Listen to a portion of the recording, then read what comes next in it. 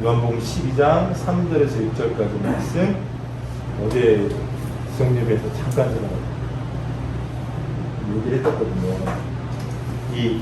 지금 계속 통독하는 말씀 있잖아요. 지금 이제 요한복음 통독하고 있는데 그때 이제 말씀 제가 읽으면서 깨달음을 딱 주시는 거예요. 이 바론 유다 진짜 겉으로는 정말 그럴듯한 얘기하지 않습니까? 이 향유를 어찌하여 300데나리온에 팔아 가난한 자들에게 주지 아니하였느냐. 그런데 그 중심을 하시는 예수님, 그리고 후대에 이 요한이라는 사도 요한이라는 사람이 말년에 쓴 복음서거든요. 요한복음 자체가 그 말년에 그를 평가하기를 뭐라고 얘기하고 있죠? 이렇게 말하면 가난한 자들의 생각함이 아니요 그는 도둑이래요. 도둑. 여러분, 도둑이라고 말하는 존재가 또 하나 있습니다. 네, 또 존재가 있어요. 마귀예요, 마귀.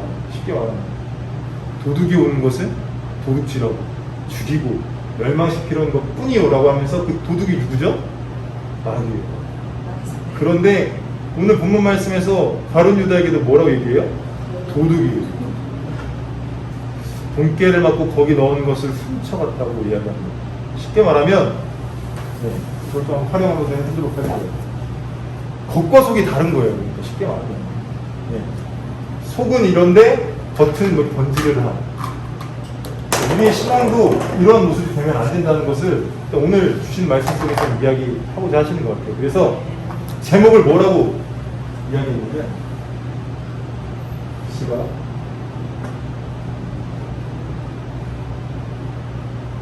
그럼 다시 한번 읽어볼까요? 이중생활. 다시 한번 시작. 이중생활.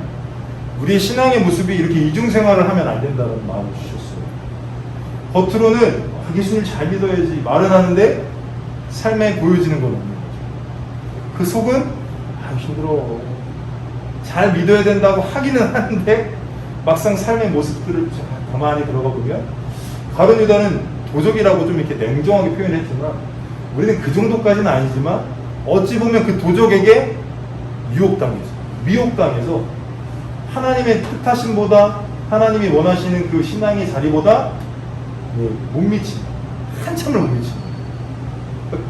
나의 의지는요, 사도 바울이 고백하잖아요. 오라 나는 공고한 자로다. 내 안에 하나는 육신의 법, 하나는 성령의 법, 하나님의 법이 싸운다 얘기하고 있잖아요. 우리도 마찬가지로 싸웠을 때 누가 이겨야 되죠? 성령의 법이. 그렇죠. 성령의 법이 이겨야 되고 하나님 법이 이겨서 육신이란 놈, 이중생활의 우선순위를 두면서 우리 육신이 피곤하면 피곤한 대로, 육신이 뭐 좀 힘들다면 힘들다는 대로 그저 그렇게 따라갈 수밖에 없게 만드는. 근데 내가 피곤한 것 같고 내가 좀 어려운 것 같은데 가만 보면 그 뒤에 사단이가 너무 친숙하게 와서 야, 피곤하니까 오늘은 예배 가지 마. 오늘은 좀 기도하지 마. 해야 되는데 오늘은 좀 쉴까? 하면서 어떻게 되는 거죠? 타협하는 거예요. 타협. 미혹에 타협해버리는 거예요. 그러니까 우리 인생이라는 그 기나긴 여정이라고 할 수도 있고 아침은 뒤로 돌아보면 너무 빨리 왔고 앞으로를 바라보면 이제 얼마 남지 않고 또 저만 봐도 이제 절반은 흐른 것 같아요. 그런 인생 속에 이제 살아온 날보다 살아갈 날이 너무 적어지는 그런 어떤 이제 눈앞에 보여진 여정이 이제는 죽음을 내다봐야 되지 않습니까? 물론 매 순간순간이 어느 순간에 죽음이 닥쳐올지 모르기 때문에 깨어 기도하라 말씀하신 것인데 이제는 어제 조용히 목사님 추천하시고 이런 모습들을 볼 때 그 영적 거성인데 진짜 어쨌든 죽잖아요. 죽음의 길은 어느 누구도 막을 수 없잖아요. 그런데 거기서 끝이 아니니까 영혼의 때를 준비함에 있어서 이러한 이중생활이 우리에게 가당키는 하나 이거죠. 그런데 나도 모르게 그렇게 살아가요.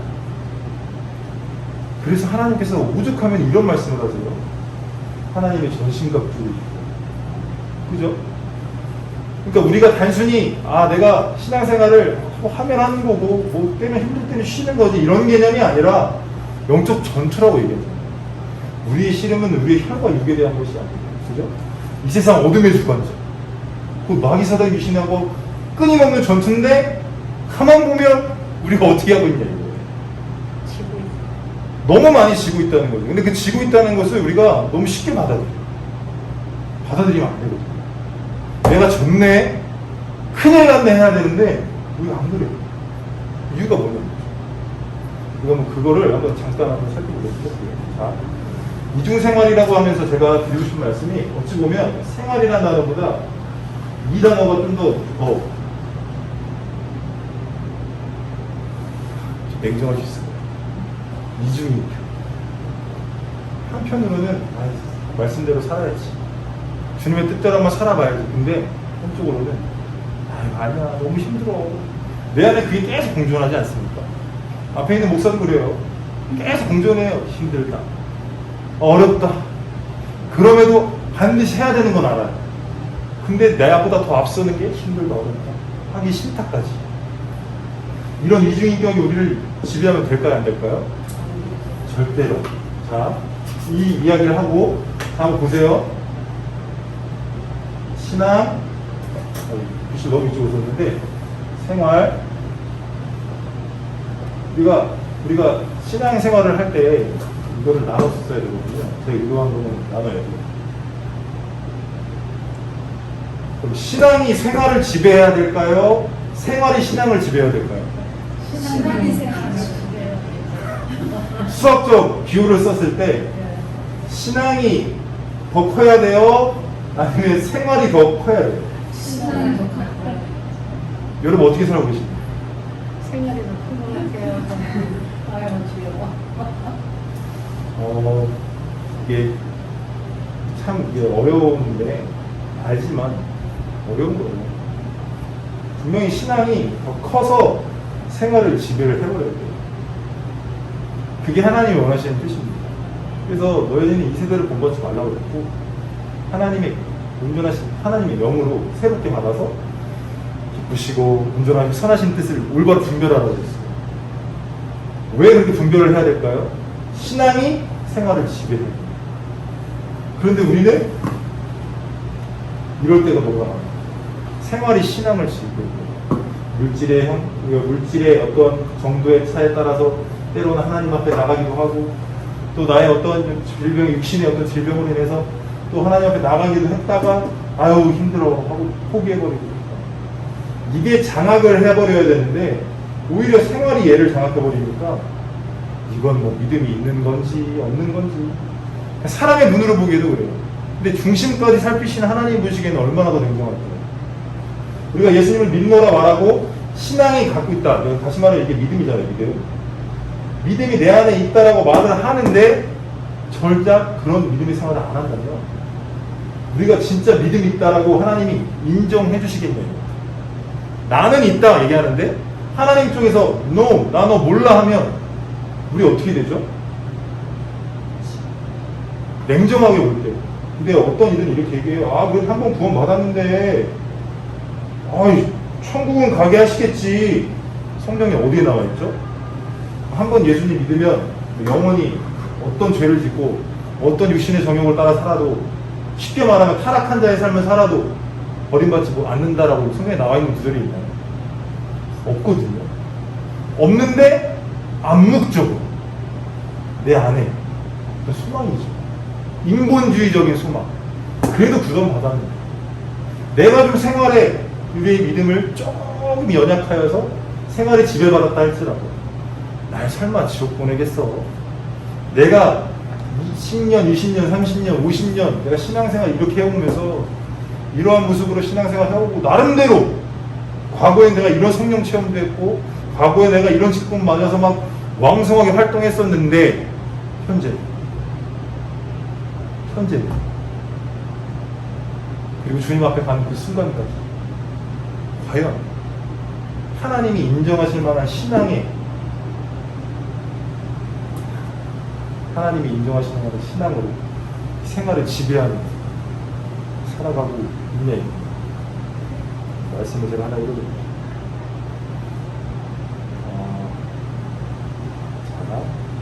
야고보서 2장 14절 말씀입니다. 내 형제들아, 만일 사람이 믿음이 있노라 하고 행함이 없으면, 그죠?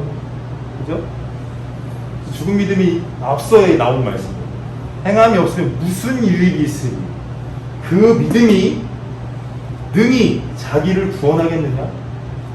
여러분, 이 믿음이 생활을 지배하지 못하면 성경에 분명히 얘기하잖아요. 구원조차도 능히 그 믿음으로 우리가 구원받을 수 있겠느냐? 야고보를 통해서 이야기하잖아요. 근데 이제 우리가 이제 받아들이기를 우리는 그게 힘든 거죠. 때로 넘어질 수도 있고, 때로 쓰러질 수도 있어요. 근데 성령께서 우리를 붙잡아 주시면 어떻게 하는 거죠? 일어나야 되는 겁니다. 그러니까 넘어진 채로 계속 있는 것이 하나님의 뜻입니까? 그게 절대 아니거든요. 분명히 구원의 이야기를 하고 있더라고요. 그리고 아시다시피 행함이 없는 믿음 자체가 죽었다 라고 이야기를 해요. 그러면서 믿음 있노라 하는 사람들의 이야기는 그 야고보서의 22장에 아브라함, 그죠?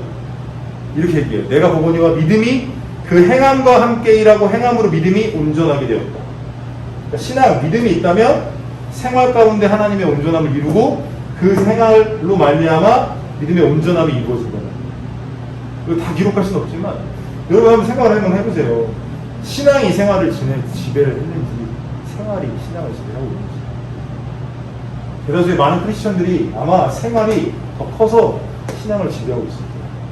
내 생활 패턴에 따라 예배도 나왔다, 내 생활 패턴에 따라 내가 기도도 했다 안 했다, 말씀 통독도 했다 안 했다. 그런데 우선순위를 두면요, 피곤해도 성경 봅니다. 피곤해도 예배 나오고요, 힘들어도 기도합니다. 근데 우선순위가 어디로 지금 가 있냐고요. 지배하고 있는지 아니면 지배를 당하고 있는지 깨달으셔야 돼요. 신앙이 큰 건지, 같은 걸로 하면 안 되겠죠. 신앙이 큰 건지, 나의 생활이 큰 건지, 기도가 좀 달라지긴 하지만 여러분 점검을 하셔야 돼요. 예, 저를 통해서는 아마도 이러한 말씀들이 계속 선포될 거예요. 왜냐면 저의 신앙 고백 자체가 어떤 거냐면, 중학교 2학년 때는 사랑의 하나님을 만났거든요. 어떤 상황 속에서 넘어지고 자빠지고 아주 그냥 그 뭐라 그럴까요? 그 기가 막힌 수렁이와 웅덩이 속에 탁 빠져 있는 그런 죄악 가운데 살아도 하나님 저를 사랑하셨어요. 예수님의 사랑으로 끌어올리셨거든요. 그런데 뭐 거의 한 10년 된 것 같아요. 한 10년 전부터 하나님 말씀을 읽으면서 다시 한번 저에게 말씀해 주셨어요. 공의라는 것을. 쉽게 말하면 이거예요. 이거 제가 공의를 위해 사랑이 존재할까요? 사랑을 위해 공의가 존재할까요? 사랑을 위해 공의가 존재한다고 생각하시죠? 우리 인생을 한번 보세요. 태어나고 죽어요. 그런데 이 죽음과 동시에 어떤 게 펼쳐지죠? 천국과 지옥으로 갈려요. 이 공의가 언제 발생되는 거죠? 이게 왜 언제부터 들어온 겁니까? 아담이 하와가 선악과를 따먹는 순간부터 들어와요. 다시 말하면 죄라는 놈이 이 땅에 들어올 순간부터 이게 생긴 거예요. 죽음이. 죽음 곧 한 번 죽는 건 사람에게 정해진 거였어요. 그 이후에 뭐가 있어요? 곧 심판이 있어요. 처음부터 죽음을 계획하신 게 아니에요. 죄가 들어옴으로 인해서 죽음을 계획하고 죽음이 이 땅에 왔고 그로 인한 심판이 정해진 거예요. 그러니까 우리 인류가 다 주님이 보시기에, 하나님 보시기에 천국 와야 돼서 줄 거예요. 천국 와야 돼요. 그래서 아들 예수를 이 땅에 보내신 거예요. 개입하신 거예요. 왜냐? 하나님 불법이 없거든요. 죄 있는 자를 죄 없다고 그냥 아무렇게나 하지 않거든요. 오죽하면 구약에 그런 엄청난 제사법을 만들어서 예배, 모든 속죄의 제사를 드리게 했겠습니다. 죄가 죄가 우리 안에 있으면 천국 갈 수 있다는 거예요? 없다는 거예요? 없어요. 그러니까 아들 예수를, 죄 없는 그를 보내셔서 모든 죄를 담당시켜서 그 예수를 믿는 자마다 멸망치 않고 영생을 얻게 한다는 거예요. 그러면 공의가 먼저 온 거예요? 사랑이 먼저 온 거예요? 공의를 행하시기 위한 사랑이에요. 이해하셔야 돼요. 사랑이 먼저라고 깨달으신 분도 있을 거예요. 왜냐면 저도 그랬었으니까. 그래도 그 공의 앞에 항상 사랑을 행하시겠지 그랬거든요. 뒤통수를 얻어맞듯이 저 인생의 관점, 신앙관이 확 바뀌었어요. 성경을 통해서. 성경을 막 하루에 막 100장 막 계속 읽게 하셨어요. 기도하면서. 그런데 이 말씀이 제 마음에 확 들어온 거죠. 아, 나를 사랑하시기 때문에 예수님의 십자가를 허용하셨지만 중요한 건 심판이 있구나. 심판이었으면 굳이 예수님 올 필요가 없었구나. 그러니까 공의를 행하시기 위한 사랑입니다. 그러면 우리는 그 사랑을 받았다면 어떻게 해야 되는 겁니까? 하나님의 뜻을 알고 살아야 되는데 그 사랑에만 젖어 살려고 하는 거죠. 우리가 항상 그러잖아요. 어린아이 신앙. 어린아이는 어린아이 신앙으로 어쨌든 나비둬야 되죠. 근데 이제 우리는 어떤 신앙이 돼야 되냐면 더욱더 견고해져야 돼. 이제는 믿음에서 떠나려고 하진 않았겠지만 우리는 안 떠났다고 하는데 하나님이 떠났다고 해버리시면 끝난 거거든요. 그러니까 주여 하는 자마다 다 천국 올 게 아니라고 얘기한 거잖아요. 제가 얘기한 게 아닙니다. 예수님 직접 말씀하셨어요. 다 주여 하는 자마다 천국 올 게 아니래요. 그 다음 대답이 뭐죠? 주님, 제가 선지자 노릇 제가 주의 일을 감당했는데 왜 제가 천국 못 갑니까?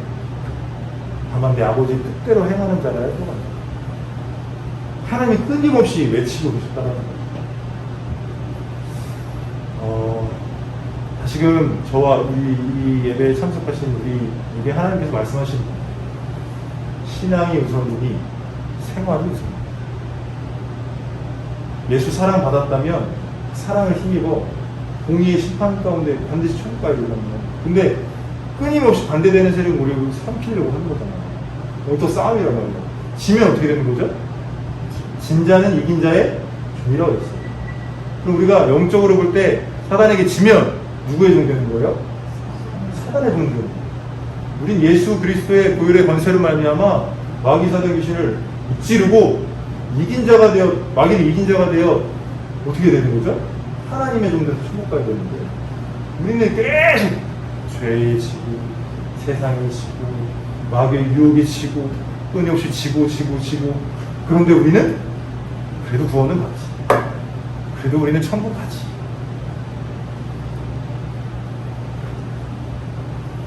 자, 용서 소리를 쳤나요? 너무 소리를 쳤나요? 너무 소리를 질렀어요. 자, 그러면 간단하게 성경 인물 몇 명만 살펴볼게요. 일단 다니엘. 우리가 잘 아는 다니엘. 신앙이 우선이었습니까? 생활이 우선이었습니까? 그냥 더 말씀드리지 않을게요. 간단한 예로 바벨론은 포로입니다. 자신의 의지를, 자신의 어떤 생각을 누군가에게 관철시키기란 거의 불가능한 자리예요. 포로인데 주는 대로 먹고 시키는 대로 해야 되는 거 아닙니까? 그런데 왕의 제사상에 올라왔던 음식을 먹으라고 하니까 다니엘과 캐칭은 어떻게 하죠? 거부해요. 거기 성경 표현이 이렇게 있어요. 뜻을 정했다. 내가 뜻을 어디에 정한 거예요? 생활에 정한 거예요? 신앙에 정한 거예요? 신앙에 정한 거예요. 쉽게 말하면. 하나님의 말씀 앞에 나의 뜻을 정하여 판관장에게 거래를 하죠. 사실 거래가 귀찮은 아닌데 거래를 하면서 내가 한번 우리에게 야채를 주고 채소를 주고 한번 우리 보라 얘기해서 딱 되니까 어떻게 돼요? 11대에 보니까 어머나 얘네가 더 튼튼해져요. 하나님이 함께 하십니다. 간단한 얘기예요. 그 외에 사드락 메삭 아벳네고도 느부갓네살 왕의 신명이 전하지 않는 것도 마찬가지예요. 생활이 우선이었어요? 신앙이 우선이었어요. 신앙이 우선이었어요. 그리고 또 하나 요셉. 보디발 장군의 아내가 끊임없이 유혹해요. 마치 우리를 유혹하는 악한 문수, 사단마의 귀신이죠. 그러니까 단순히 하루만 있었던 게 아닙니다. 계속해서 강권한 겁니다. 계속 유혹해요. 그러니까 요셉은 어떻게 합니까? 거절할 때 이러한 표현을 해요. 하나님께 죄를 지으니까. 이 당시 율법이 있었던 거 아닙니다. 자신의 육신의 필요에 따라 그 종에게 마지못해 주인이 노종이 아내가 원하는데 어떻게 하겠어요? 할 수 있거든요. 나는 힘이 없어 할 수 있어요. 끝까지 또 뭐 하는 거예요? 신앙을 우선으로 하는 거예요. 율법이 없는 그 가운데도 내가 타락하지 않겠는가. 하나님을 섬기는 자답게 살겠노라고 신앙을 우선순위 하니까 생활이 집중이 되거든요. 더 말씀하시는 주가 또 하나 욥이에요. 욥은 어떻죠? 자신이 잘못한 것도 없어요. 자신이 잘못한 것도 하나도 없는데 어떻게 사단이 와서 참소하면서 그의 모든 재산, 그의 자녀들까지 또한 자신의 몸에 악창이 나서 막 팍팍팍 기관장으로 긁는 그런 가운데서 그는 어떻게 하죠? 원망을 안 하네요. 하나님께 원망을 안 해요. 우리 뭐 조금 손해봐도 우리 하나님 원망하지 않습니까? 아, 내가 이때 아파트 샀어야 되는데 못 사가지고 아이고 내가 진짜 이것도 원망하잖아요. 근데 욥은 전 재산이 다 날아갔는데 아들 다 자녀도 다 죽고 몸에 그냥 질병으로 큰 고통 가운데 있는데 원망하지 않아요. 신앙이 우선입니까? 생활이 우선입니까? 신앙. 성경에서 끊임없이 뭘 얘기하는 건지를 한번 보자 이겁니다. 신앙을 우선순위 하는데 살아라 입니까? 아니면 생활을 우선순위로 살아라는 이야기입니다. 신앙. 오늘 방금 이야기한 이 가론유다 어디입니까? 어디를 우선순위 했죠? 생활. 네. 맞아요. 여러분 어디 계시고 싶으세요? 신앙 속에 있어요. 자꾸 타협하는 건 내가 진 겁니다. 내가 기도로 말씀을 무장할 때 이기는 거예요. 그런데 여러분 솔직히 얘기해서 TV 틀어놓는 시간이 많으십니까? 말씀 앞에 앉아있는 시간이 많으십니까? TV 틀어놓는 시간이 많으십니까? 기도하는 시간이 많으십니까? 이미 세상에 적당히 타협하고 적당히 그냥 예배 나왔으면 됐지 않은 어떤 수준까지 왔는데도 내가 그것을 두려워하지 않아. 내가 하나님 앞에 투자하는 시간보다 세상이 그냥 일반적인 세상 사람들하고 똑같이 살아요. 그런데 나는 하나님이 구원하실 거야. 대한민국 아니 전 세계적으로 똑같아요. 어제도 말씀드렸어요. 모든 기독교인들이 다 생활이 우선순위되면 살면서도 예를 들어서 진짜 숫자로 나누기 좀 민망한데 90이 세상이고 10%가 신앙 안에 있다고 해서 10%의 믿음 가지고 천국 갈 거라고 생각합니다. 다시 말씀드리지만 행함 없는 너의 그 믿음이 능히 너를 구원하겠느냐? 여러분 오늘 이 말씀만 다시 한번 꽂아놓고 한번 여러분 신앙생활 한번 다시 한번 점검해 보십시오. 신앙이 진짜 우선이었는지 아니면 삶이 우선이었는지. 여러분 또 한번 살펴보는 인물들이 너무나 많아요. 베드로가 성령 받기 전에 제자의 거의 협방이었지 않습니까? 멸종도 엄청났어요. 예수님께서 십자가에 못 박혀 죽으신다는 말을 했을 때 베드로가 얘기합니다. 내가 죽더라도 예수님 절대 배반하지 않습니다. 야, 다오기 전에 네가 나 세운 김에 아니요! 죽어서 가시. 제가 말씀 다 찾아내는데 다시 시간이 없어서 못 읽어요. 그래서 제자들도 이와 같이 동의했다고 했어요. 그런데 어떻게 되죠? 그때 당시에는 이 생활을 이길 만한 능력이 베드로에게 없었어요. 왜요? 성령이 아직 그에게 오지 않으셨거든요. 눈앞에 생활이 더 큰 거죠. 예수님이 잡혀가니까 오오오 더 무서운 거예요. 그런데 예수 십자가에 죽으시고 나서 무슨 죄를 막아야 되다가 성령이 딱 임하시니까 어떻게 되죠? 돌변해요. 자신을 죽이겠다고 했던 그 사람들 앞에서 뭐라고 얘기하죠? 야, 니들이 죽인 예수가 우리들의 구원자야, 메시아야, 그리스도야 라고 얘기해요. 말이 안 되는 거거든요. 성령이 임하니까 가능했던 거예요. 성령이 임하기 전에는 생활이 그를 지배했었어요. 근데 성령이 오시고 나서 이쪽으로 옮겨진 거죠. 왜 베드로를 얘기했냐면 그것 때문에 그래요. 우리가 성령 받았잖아요. 성령이 우리를 인치시고 보증하셔서 주님 나라로 이끌려고 하시는데 내가 성령을 무시한다. 성령을 해방한다. 성령이 내게 얘기할 거예요. 야, 예배 가. 그래도 예배해야지. 성령께서 분명히 하실 겁니다. 근데 우리가 아이고 힘들어 오늘은 이게 더 큰 거지. 솔직히 말씀드리죠. 성령님이 우리 안에 오시잖아요. 분명히 얘기하십니다. 분명히 감동하세요. 왜 사울왕을 죽일 수 있는 절호의 찬스에 다윗 왕에게 그의 옷자락 살짝 뺐을 때 찔리게 하셨을까요? 그 죄악 가운데 넘어가지 말라는 거거든요. 성령님 똑같아요. 우리 마찬가지. 끊임없이 얘기하고 계실 거예요. 근데 우리가 불응하면 우리는 끊임없이 신앙보다 생활을 우선순위하는 삶을 사는 거예요. 또 하나. 뭐 사울왕도 있는데 삼손까지만 볼게요. 삼손 어떻게 살죠? 나시린으로 태어나거든요. 태어나기 전부터 하나님이 찍었어요. 너는 이스라엘을 이끌어갈 사사로 세울 것이다. 자기 마음대로 하거든요. 물론 마지막에 죽음 직전에 하나님 앞에 그냥 내 힘을 주세요 하고서 그런 일이 역사는 나타나지만 그 인생 전반적으로 신앙을 우선순위하기보다는 자신의 생활을 우선순위합니다. 그러니까 비참하게 눈을 꼭 피지 않습니다. 우리가 잘 점검하셔야 될 게 뭐냐면 우리가 구원 받았다 말하지 않습니까? 구원이 완성된 건가요? 완성은 어디에서 이루어지는 거죠? 천국 가야 완성되는 거예요. 근데 만약에 나 이제 구원 받았다는 그 말이 우리가 위로가 돼서 삶 전반에 하나님의 말씀이 전혀 우리의 삶 가운데 이루어지지 않아요. 말씀하고는 전혀 상관없이 살아요. 직분하고 상관없습니다. 앞에 있는 목사도 지옥 갈 수 있습니다. 제가 타락한 거죠. 제가 돈을 더 좋아하고 여자를 더 좋아하고 세상을 더 사랑하잖아요. 목사 타이틀은 있는데 명찰에 목사라고는 써져 있는데 세상 사람들과 전혀 상관없는 육신에 사로잡혀 살잖아요. 저도 지옥 갈 수 있습니다. 그래서 제가 지금 그러면 지옥 구원의 확신이 없습니까? 물으신다면 저는 지금 죽으면 천국 갈 수 있는데 앞으로 만약에 제가 어떻게 될지 모르지 않습니까? 인간이. 그러면 저보고 이렇게 얘기할 거예요. 믿음 되게 없으시네요. 이거 아니 믿음이 없는 걸까요? 사도 바울은 왜 이런 얘기를 했을까? 내가 예수 복음 전하는 게 버림받을까 두려워. 내가 아직 잡은 바도 아니고 이미 얻었다함도 아니야. 그때가 이제 감옥에서 쓴 거예요. 빌립보서. 근데 그 감옥에서 순교를 눈앞에 둔 사람이 내가 이미 얻었다함도 아니야. 단지 예수 그리스도 잡으려고 푯대를 향해서 달려간다고.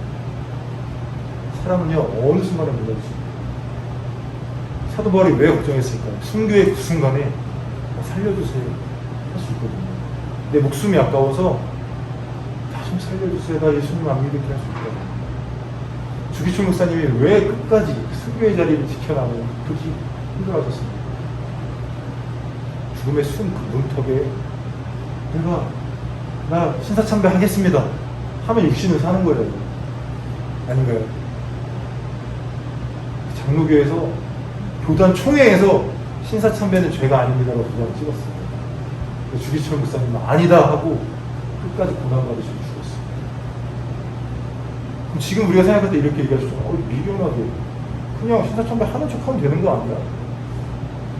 그걸 타협할 수가 없어요. 뭔지 아십니까? 신앙이 우선되면 절대 생활에 타협할 수가 없습니다. 근데 우리가 어느 순간인가 신앙의 우선순위가 안 됐기 때문에 생활에서 뭐 타협하고 있는 겁니다. 저는 굉장히 속상한 게 뭐냐면 권사님, 지구역장님 그 직분은 그냥 주는 게 아닙니다. 되게 부담스러운 직분이에요. 근데 어느 순간인가 대한민국 기독교 그 직분자, 목사부터 시작해서 전도사님 다 마찬가지예요. 진짜 주의종이라고 해서 정말 예수님 사랑한다? 안 느껴지는 사람이 더 많아요. 그냥 돈이 좋고 육신의 어떤 쾌락이 그러면 주님께서 그래도 불쌍한 구원이라도 다시 말씀드리면 인본적인 생각으로 말씀을 투영하시면 안 돼요. 그냥 그 하나님은 그 사랑이신데 이러면 안 돼요. 성경을 보시면 돼요. 성경에서 뭘 말하고 있는지 말씀에서 뭘 말하고 있는지 우리가 받아들이기 힘들어도요 하나님 말씀대로 하십니다. 그래서 제가 이런 말씀을 여러분에게 선포할 수밖에 없어요. 왜냐면 대한민국 기독교 팽배에 있는 그 구원파하고 별다를 게 없어요. 구원파도 한 번 구원받으면 영원히 내가 과거, 현재, 미래의 죄를 예수님이 다 담당하고 살아셨기 때문에 그냥 어떤 죄의식 없이 살아요. 근데 여러분 지금 말씀 들었을 때 찔려요, 안 찔려요? 찔리셨습니까? 안 찔리셨습니까?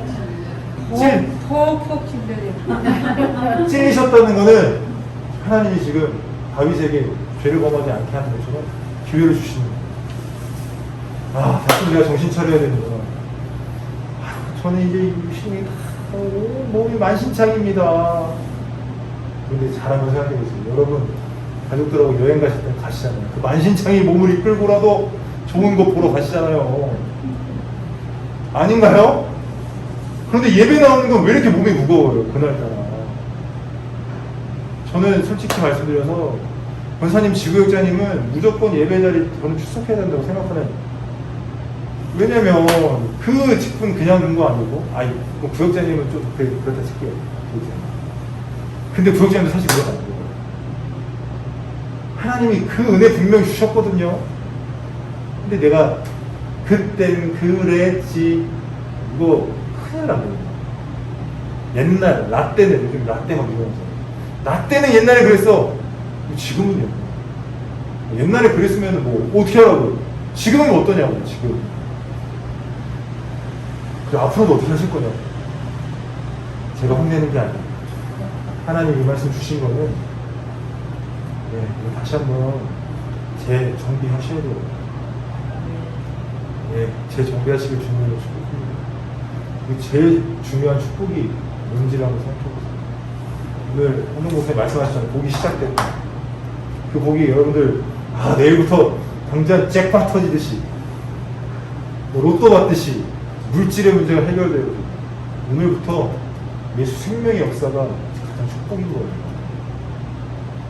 기억하십시오. 주님이 함께 하신다는 건, 내가 잭팟이라고 해서 뭐 이거 내리는 거 있잖아요.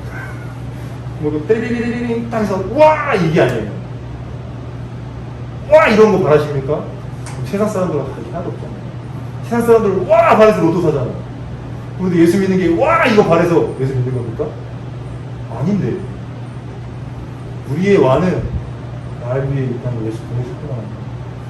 정말 진짜 벌레만도 못한다. 찬양에서만 고백하는 게 아니라 실제적으로 내가 그런 분, 예수님이 친히 이 땅에 오셔서도 나를 대신해서 십자가를 죽으셨고, 그 기쁨이 가장 큰 복임을 깨달으시고, 이 시간 기도하실 때 다른 거 없습니다. 이제 이중생활 그만두자. 옆 사람에게 이렇게 좀 건면해 주시겠습니까? 이중생활을 그만둡시다. 다시, 이건 연세가 많고 적으면 상관없습니다. 이중생활을 그만둡시다. 신앙이 우선순위를 생활하셔서 신앙이 생활을 지배해야 됩니다. 신앙이 최우선순위가 돼야 됩니다. 잊지 마십시오. 그냥 우리가 우리의 인본적인 생각으로 그래도 하나님은 하나님, 이거 다 내려놓으셔야 돼요. 성경에 그렇게 생각한 사람이 어떻게 천국 간다고 되어 있습니까? 우리 기독교 행배에 있는 그런 어떤 잘못된 도리와 같은 것들을 다 내어버리시고, 여러분 성경을 읽으세요. 성경. 눈이 침침하시면 들으세요. 아시겠죠? 제가 카톡으로 올려드릴게요. 들으세요. 들으세요. 눈으로 읽으시기 힘들면 들으십시오. 성경에는 구원에 이르는 지혜가 있다고 했어요. 우리가 구원을 이미 받아놨기 때문에 성경을 이렇게 쫙게 등한시 멀리 해놔도 되는 게 아닙니다. 더 많은 사람은 더 성경을 귀합니다. 아시겠죠? 오죽하면 옛날에 예수님이 부인하는 조건으로 이 성경을 밝게 했을까요? 너 예수님 안 믿니? 믿어 안 믿어? 뭐 말로는 안 믿어 할 수 있어요. 오늘 성경 밟아. 그래도 예수님 그림 성화를 갖다 밟아 그랬어요. 일본에서. 여러분, 신앙은요, 이런 모든 걸 초월해야 됩니다. 잊지 마시고, 다시 점검하시고, 이 시간에 합심으로 한번 풍성하게 기도할 때, 저 여러분들 기도 제목 다 알지는 못하지만, 그 기도 제목 이상의 것, 다시금 우리가 신앙이 생활을 지배하게 해달라고 풍성으로 기도하실 때 제가 한 번 한 번 가서 안수하며 기도할 겁니다. 주님께 부르짖으셨으면 좋겠습니다. 방언 받으신 분은 방언으로 기도하시고, 지금 하나님께 지금 나의 현 주소를 비춰주시고 성령으로 조명하여 주셔서 회개할 부분 회개하고, 지금 성령으로 우리를 붙잡아 달라고 주여 삼창하고 기도하겠습니다.